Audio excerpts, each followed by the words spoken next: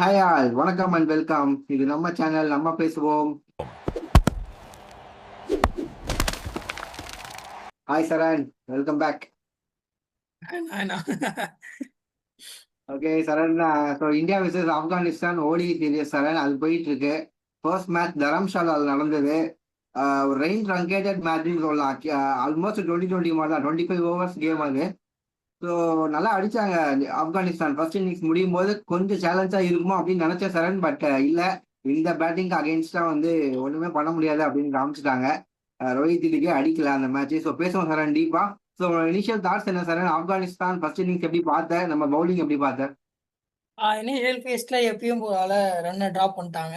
குர்பாஸ் வந்து யாருமே எதிர்பார்க்கல இந்த அடி அடிப்பாருன்னு சொல்லிட்டு. ஐபிஎல் வந்து அவருக்கு நல்லா ஹெல்ப் பண்ணிருக்கு அப்படின்னு தான் நான் வந்து யோசிக்கிறேன். இந்தியன் கண்டிஷன்ஸை ரொம்ப கிளியரா அனலைஸ் பண்ணியிருக்காரு குர்பாஸ்.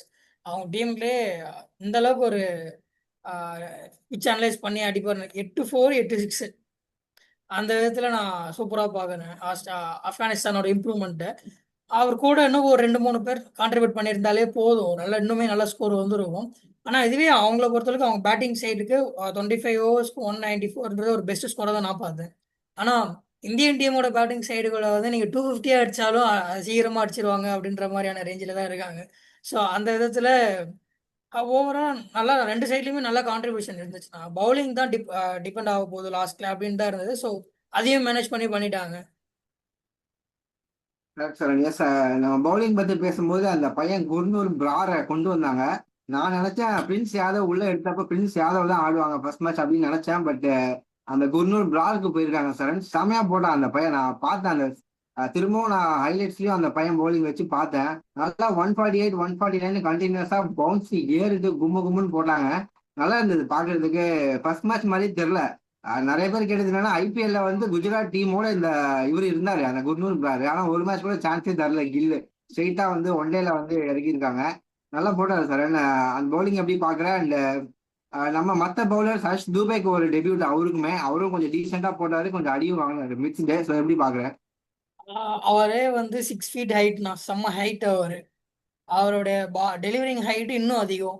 அந்த ஹைட்ல இருந்து அவருடைய பேஸ் 145ல இருந்து 150 அந்த ரேஞ்ச்ல கன்சிஸ்டண்டா வைக்கிறாரு. எங்கேயுமே பால மிஸ் பண்ணல, கன்சிஸ்டண்டா வைக்கிறாரு. அந்த கன்சிஸ்டன்சி ஆஃப் ஸ்பீடு தான் வந்து எனக்கு நம்ம அவரோட ப்ளஸ் பாயிண்டா இருக்க போகுதுன்னு தோணுது. அண்ட் லைன் அண்ட் லென்த் சேம ப்ராப்பரா இருக்கணும். ஒரு சில இடத்துல மிஸ் பண்ணலாம், பட் அந்த 6ல 3 லைன், 3 பால் இல்லை 4 பால் லென்த் பர்ஃபெக்டா வச்சாரு இந்த மேட்ச்.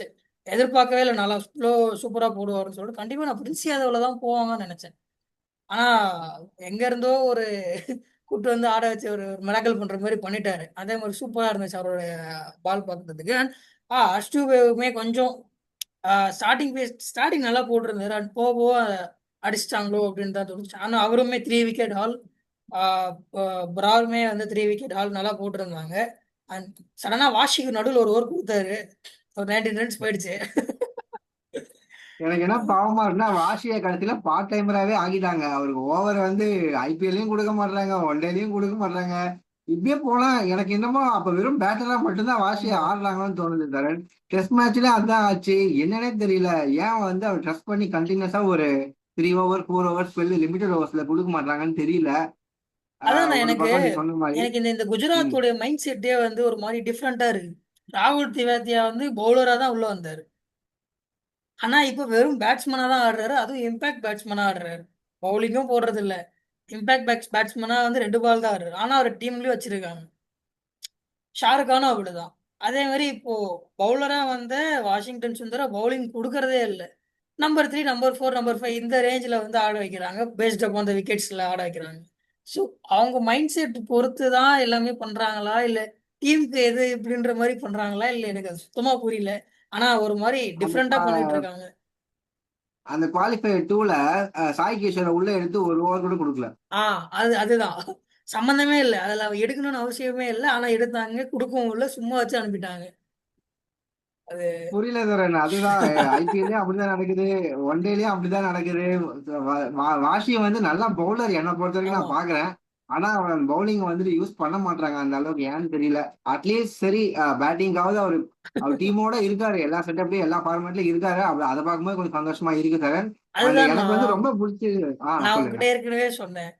கம்பீரோட இன்ஃப்ளூயன்ஸ்ல வாஷி இருக்காருன்றது நான் ஏற்கனவே சொன்னேன்.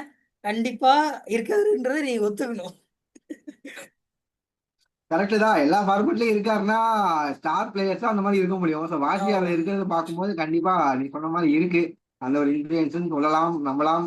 அவரும் அதுக்கேற்ற மாதிரி ப்ரூவ் பண்றாரு ஆ டீசெண்டா. ஸோ பார்க்கலாம் சார். அதுதான். அண்ட் எனக்கு வந்து நிதிஷ்குமார் ரெட்டி ரொம்ப பிடிச்சது சார். என்னன்னா அந்த குர்பாஸ் வந்து போட்டு பொழந்துட்டு இருக்காரு ஒரு பக்கம் எல்லாரையும் போட்டு. கரெக்டா ஒரு சரியான ஒரு யாருக்கார் டெலிவரி ஒன்று போட்டாரு.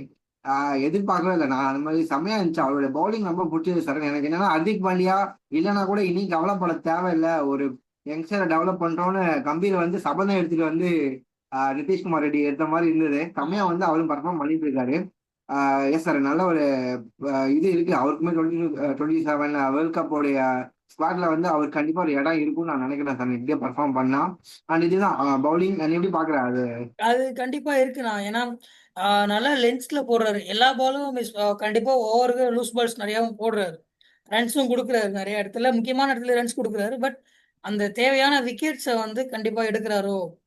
ஏன்னா ஐபிஎல்லையுமே ஒரு சில இடத்துல நல்லா பவுலிங் போட்டிருந்தாரு. அந்த அந்த அந்த அது கன்சிஸ்டன்சி வந்து இங்கேயும் கொண்டு வராரு. அவர் அந்த அந்த பவுலிங் ரேஞ்சஸ்ல இன்னும் ப்ராப்பரா உள்ள அவர் கொண்டு போகணும். பேட்டிங்கை தாண்டி அவர் பவுலிங்ல இம்ப்ரூவ் பண்ணணும்னு தான் ஆசை.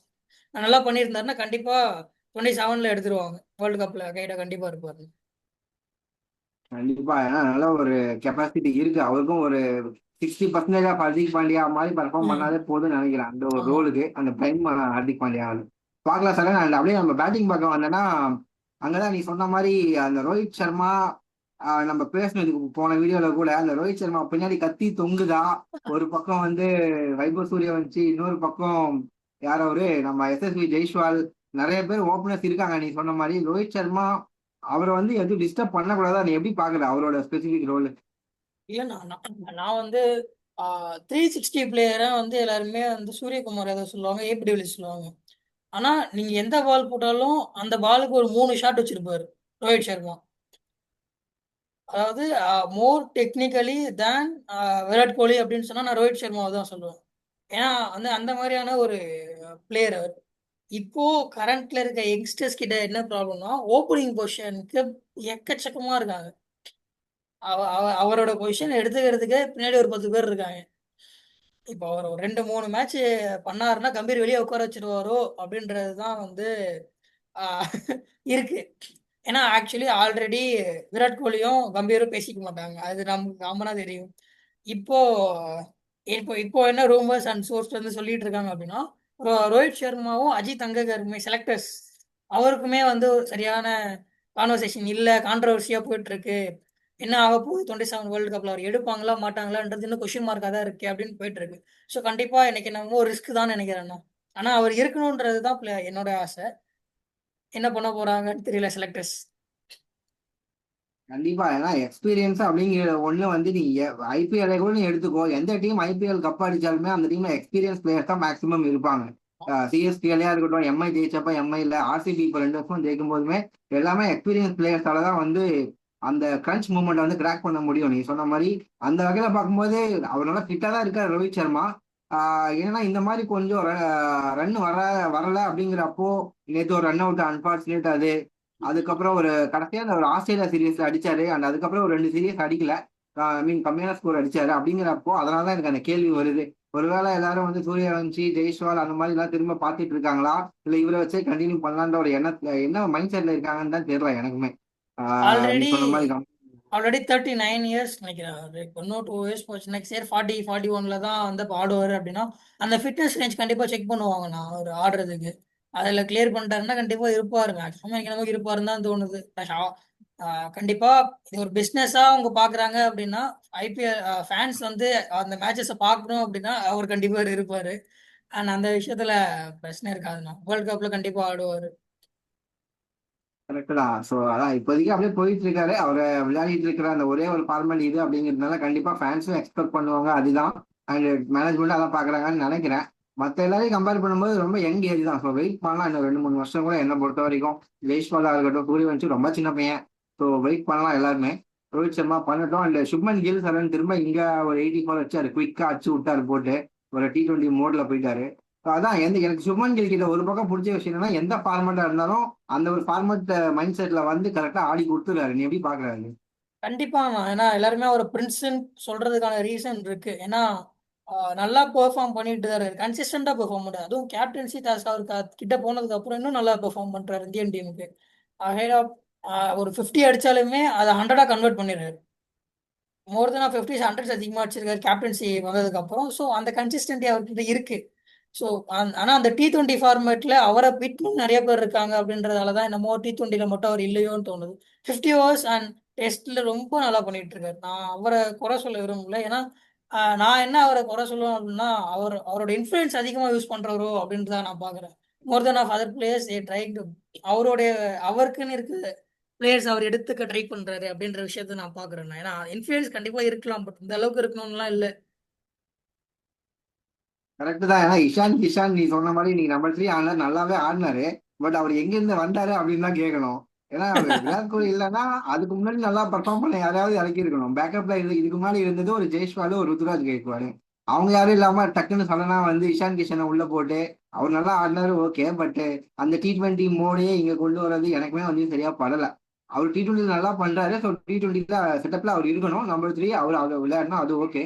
ஒன் டேலயும் அவரை கொண்டு வர்றதுங்கிறது எனக்கும் ஓகே. நல்லா பர்ஃபார்ம் பண்றாரு, ஓகே. இந்த ஒரு சீரீஸ்க்கு ஓகே. எப்படியும் விராட் வந்துருவாரு அடுத்த சீரீஸ்ல. அதனால இப்போ இஷ்யூ இல்ல.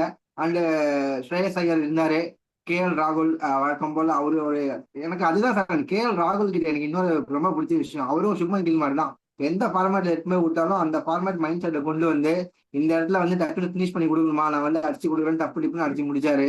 அங்க ஒரு செஞ்சுரி போட்டு இப்பதான் வந்தாரு டெஸ்ட் சீரீஸ்ல இருந்து. எனக்கு வந்து அதுதான் எனக்கு இந்தியன் டீம் செட்டப்ல இந்த இந்தியன் டீம் இந்த இந்தியன் டீம் செட்டப்லயே KL ராகுலோடைய ஒரு டெக்னிக்கல் பேட்டிங் ஸ்கில்ஸ் வந்து நான் ஈவன் விராட் கோலி கூட பார்க்க மாட்டேன். அந்த அளவுக்கு ஒரு சாலிட் பேட்ஸ்மேன் நான் பார்க்க ரொம்ப பிடிச்ச ஒரு பேட்ஸ்மேன் எனக்கு. Most versatile batsman. நீங்க ஓப்பனிங் இறக்கி விட்டாலும் நான் அடிப்பேன். மிடில் ஆர்டர்ல உங்களுக்கு ஸ்லோவா ரன்ஸை பில்ட் பண்ணனாலும் அவர் வந்து ஆடுவாரு. அண்ட் ஃபினிஷிங் ரோல்ல வந்து நல்ல ஒரு பேட்டிங் ஆடணும், டக்கு டக்குன்னு ஸ்கோர் இம்ப்ரூவ் பண்ணணும் அப்படின்னா கிளட்ச் பிளேயராகவும் ஆடுறாரு. என்ன என்ன அவரால் என்ன பண்ண முடியாதுன்னே தெரியல. எல்லா எல்லா ரோல் எல்லா பொசிஷன்லயும் ஆடுறாரு. மாசா பண்ணிட்டு இருக்காரு. கண்டிப்பா 27 வேர்ல்டு கப்ல அவர் இருக்கணும். இருப்பாரு நம்புறேன். கண்டிப்பா இருப்பாரு. கரெக்டா சார். அதுதான் நானும் பாக்குறேன். ஸோ பேட்டிங் ஸ்டார்ட்ல இந்த சீரிஸ் எனக்கு தெரிஞ்சு இதுவும் 3-0 தான் போகும்னு நினைக்கிறேன். ஆப்கானிஸ்தான் சீரீஸ்ல இந்தியா பக்கம்.